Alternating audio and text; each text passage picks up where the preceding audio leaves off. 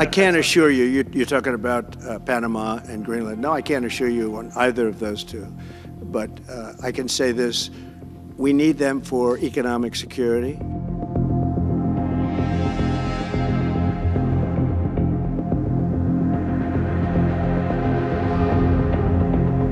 Las únicas manos que controlan el canal son panameñas y así seguirá siendo.